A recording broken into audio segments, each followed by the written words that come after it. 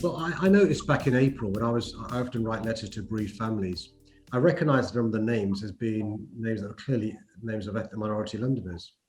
And so I started asking questions, and I wrote to the government. I asked the Equalities and Human Rights Commission to investigate whether there was disproportionality, and they've agreed to do so.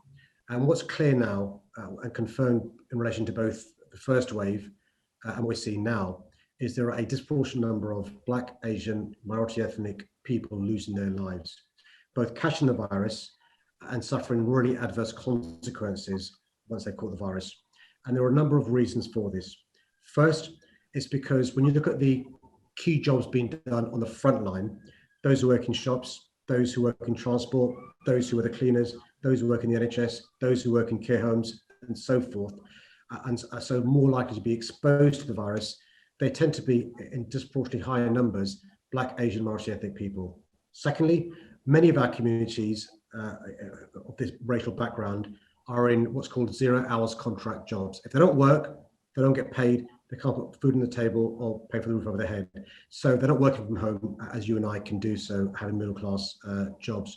Thirdly, because many of these communities are deprived or they live in overcrowded accommodation, the virus spreads quickly through these communities, but they also happen to have underlying health issues, blood pressure, heart disease, respiratory issues, asthma. And so when they get the virus, they're not as resilient.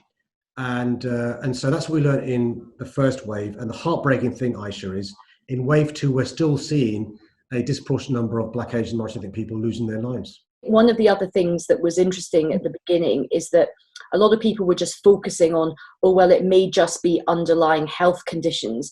But actually what the research has shown, as you have just said, it's that they are more likely to catch this virus because of the job, particularly like bus drivers. And, you know, I know you've done a lot of work on that area.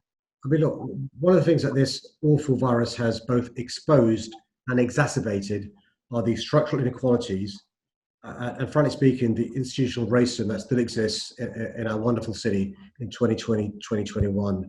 It's exacerbated it.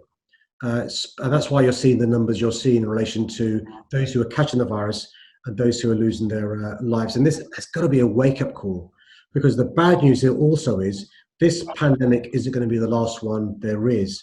And so what can't happen the next time there's a global pandemic is we see the same things happening again. That's why it's really, really important that there is a public inquiry, there is a reckoning, and we can take steps to ameliorate some of these structural inequalities that exist in our society.